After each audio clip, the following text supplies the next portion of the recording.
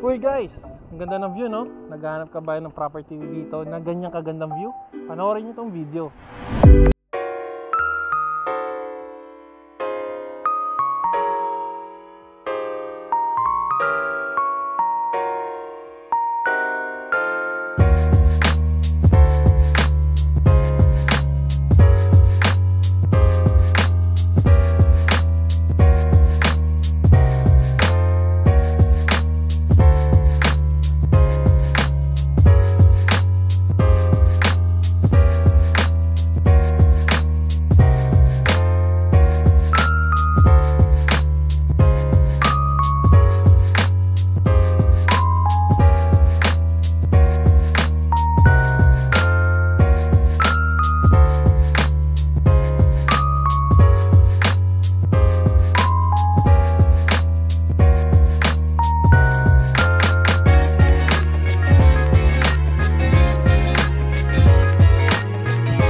So guys, nagustuhan nyo ba yung property here in Centerra Phase 2? Message lang kayo sa aking social media account for more details and computation and house specs nito.